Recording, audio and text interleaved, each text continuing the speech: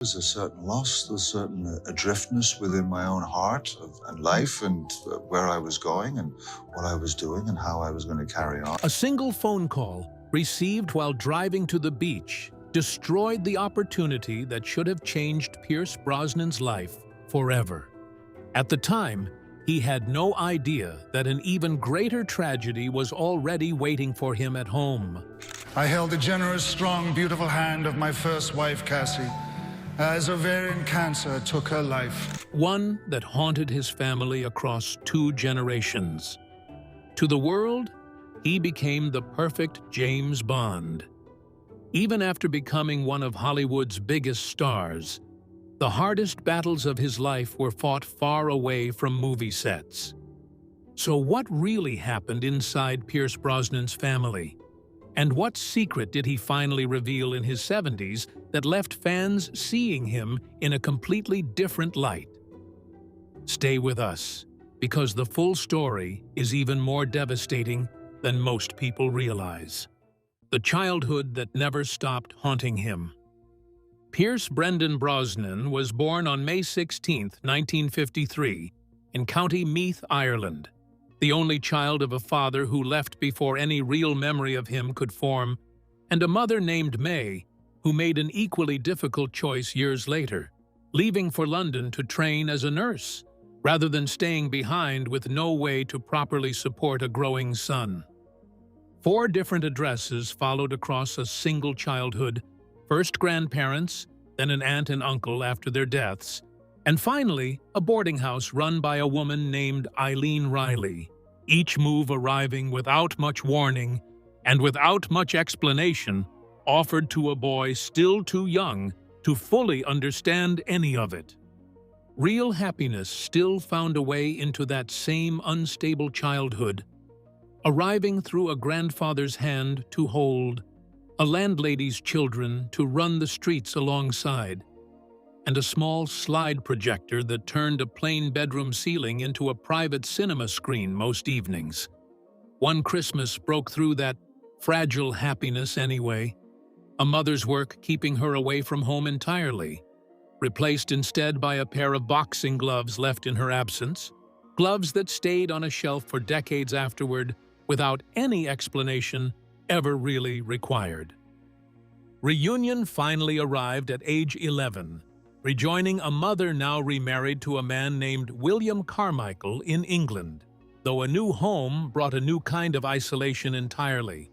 Classmates mocking an Irish accent almost immediately, and turning a simple identity into something that needed defending before it could ever be worn with any real pride.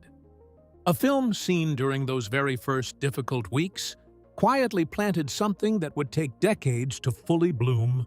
Sean Connery, commanding an entire screen with a kind of control a lonely Irish boy had never once felt inside his own life. School ended at 16 with nothing but a folder of drawings and a private dream of becoming a painter rather than a performer. Acting arriving almost by accident through an experimental theater workshop that demanded presence and stillness rather than the constant movement an unstable childhood had already trained into every instinct. 3 years of formal training at the Drama Centre London followed, a discipline that asked something an uprooted boy had never truly been given the chance to practice, standing completely still and simply being seen. The phone call that changed everything. Small stage work in York opened an entire professional life in 1975. Modest pay and modest roles building real discipline anyway. Arrive prepared, hold the room, earn another night on the same unglamorous stage. Tennessee Williams himself noticed something worth encouraging 2 years later, casting a young Brosnan in a London production and sending along a brief note of praise that offered real encouragement without offering anything close to instant fame. Television finally delivered what years of small film roles never quite managed. A con man posing as a detective on NBC's Remington Steele, turning an unknown actor into a familiar face inside American living rooms every single week, starting in 1982. That same tailored charm made an entire audience start imagining a future that hadn't happened yet. And in 1986, an offer to become James Bond arrived right on schedule, only to collapse entirely on the very last day of a contractual window, while Brosnan was reportedly walking toward a beach with champagne in hand to celebrate. 8 more years passed before that particular door reopened. 8 years that included a loss far heavier than any missed film role could ever compare against. Cassandra Harris entered Pierce Brosnan's life in London during the mid-1970s, already a mother of 2 young children from an earlier marriage, and rather than remaining a guest inside that ready-made family, Brosnan stepped fully into the center of it, formally adopting both children after their biological father died in 1986. Marriage followed in 1980, a son named Sean arriving 3 years later, and through every uncertain stretch of an actor's unpredictable income, Cassandra remained the steady hand an entire household quietly depended on. Illness arrived without warning in 1987 while the family filmed together in India. An unusual exhaustion and a swelling abdomen leading to a diagnosis nobody wanted to hear. Ovarian cancer, the same disease that had already taken Cassandra's own mother decades earlier.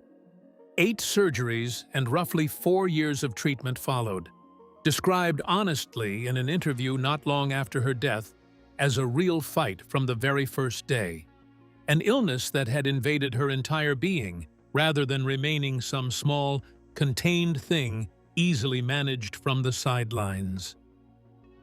The hidden life he kept from Hollywood.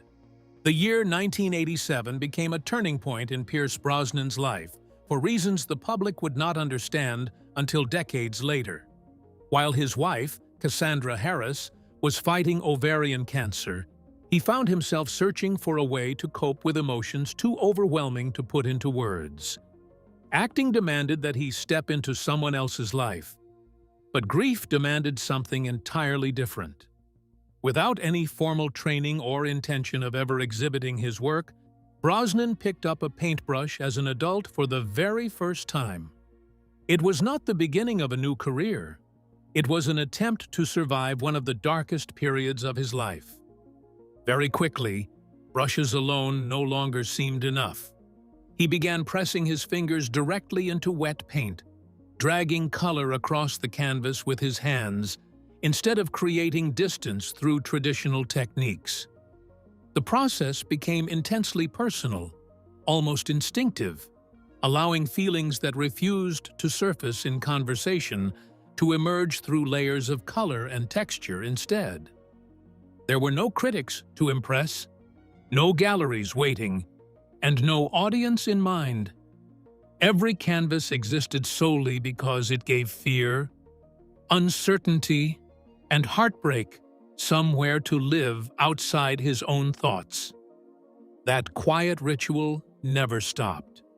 While audiences watched him become one of Hollywood's most recognizable leading men, the paintings continued to accumulate behind closed doors. James Bond premieres, blockbuster films, interviews, and red carpet appearances occupied the public side of his life. But away from the cameras, he returned repeatedly to the same private space where paint became a language words could never quite match. Friends knew little about the scale of the collection, and even many of those closest to him had no idea how deeply painting had become woven into his daily life. The very first painting he completed remained hidden for more than 30 years. It was filled with recurring symbols, fragmented self-portraits, and imagery that Brosnan would later describe as drawing inspiration from ancient Celtic mythology and deeply personal memories. Looking back, that canvas became something of a roadmap for everything that followed, containing themes of identity, loss, resilience, and family that would appear again and again throughout his later work. Yet despite the emotional importance of those early pieces, he never felt ready to let anyone else see them. Only in 2023 did that hidden world finally become public. Brosnan unveiled his debut solo exhibition, So Many Dreams, revealing 50 completed paintings and more than 100 drawings created quietly across 36 years. Visitors expecting celebrity artwork instead found something far more intimate. The exhibition felt less like a celebration of artistic achievement and more like opening a personal journal that had been locked away for decades. Every canvas carried traces of experiences that millions of fans had never realized existed behind the polished image of one of cinema's most recognizable stars. Speaking about the exhibition afterward, Brosnan admitted that displaying his paintings felt more frightening than appearing in front of any film camera. Throughout his acting career, he had always been protected by characters, scripts, directors, and costumes. Painting removed every one of those barriers. There was no James Bond, no fictional role, and no carefully crafted performance standing between himself and the audience. What people saw on those canvases was simply Pierce Brosnan, with all the vulnerability he had spent years keeping private. The paintings also became his way of processing later tragedies. When news broke in 2018 that his close friend Anthony Bourdain had died, Brosnan immediately walked into his studio. Instead of giving interviews or making public statements, he painted Bourdain's portrait that very morning. It was an instinctive response rather than a planned tribute, reinforcing something he had learned decades earlier while caring for Cassandra. Whenever grief became too heavy for conversation, painting remained the one place where it could exist honestly without explanation. Meanwhile, Cassandra's illness continued to worsen. By late 1991, treatment was no longer focused on recovery, but on giving the family whatever precious time remained. Brosnan would later confess one regret that stayed with him long after her death. Throughout her illness, he never asked Cassandra whether she was afraid. She had carried herself with such extraordinary courage that he simply assumed she wanted to protect everyone else from seeing fear, and he never found the words to ask. Near the end, inside her hospital room, an actor who had memorized countless scripts throughout his career found himself unable to read even a few simple religious passages aloud. Standing beside her bed, he stumbled over almost every sentence, apologizing repeatedly as emotion overwhelmed him. On December 28, 1991, just one day after the couple's 11th wedding anniversary, Cassandra Harris died at only 43 years old. Later that same day, Brosnan sat with 8-year-old Sean to explain what had happened. The little boy listened quietly before giving an answer his father would never forget. James Bond couldn't protect the people he loved. Timothy Dalton eventually stepped away from the role that had once slipped through Brosnan's fingers, and in June of 1994, Pierce Brosnan was formally introduced to the world as the 5th James Bond. Children in remote Papua New Guinea already shouting the character's name at him 2 days later, despite not a single frame of footage having reached any theater yet. GoldenEye arrived in 1995 after a 6-year absence for the entire franchise. An uncertain Cold War-era character now facing a world that no longer made obvious sense, and against every reasonable doubt, the film became an international success, pulling in more than $350 million worldwide, the strongest commercial result the series had ever posted up to that point. Real vindication arrived buried somewhere inside all of that box office success. Nearly 2 decades of stage work, small film roles, one shattered contract, and a grief that had nothing whatsoever to do with acting finally converging into a single moment. Audiences accepted completely, without hesitation, right from a very first mission. Charlotte Brosnan grew into a devoted mother, a loving wife, and by every account, including her own father's, one of the warmest presences an entire family ever produced, building a life alongside partner Alex Smith and their two children, Isabella and Lucas. Then, nearly 2 decades after watching the exact same disease take her own mother, Charlotte received an identical diagnosis, ovarian cancer, arriving for a second generation of the very same family. 3 years of treatment followed while Charlotte continued raising her children anyway, refusing to let illness fully define an already difficult stretch of ordinary family life.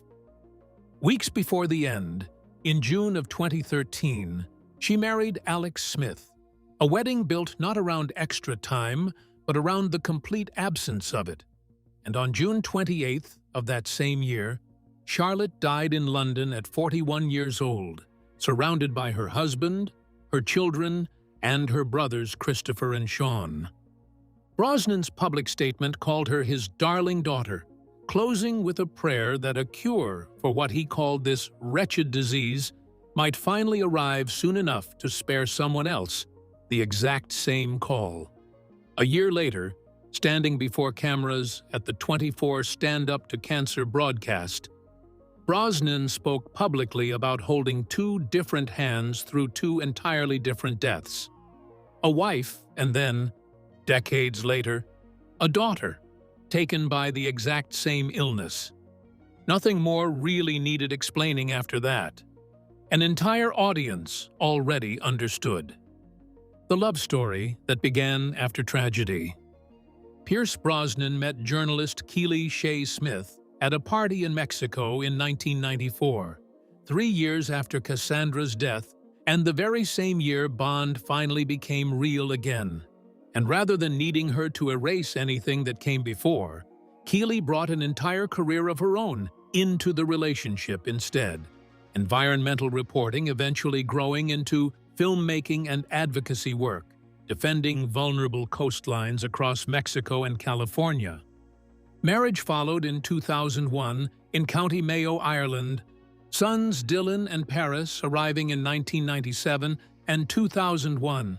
An entire household built wide enough to hold Cassandra's memory, Pierce's adopted and biological children from an earlier life, and 2 new sons growing up alongside every bit of it without anything ever needing to be replaced. When Charlotte died in 2013, Keely never once tried stepping into the space of a mother or a daughter this family had already lost, remaining exactly who she already was throughout an entire second wave of grief, a steady wife rather than a substitute for anyone.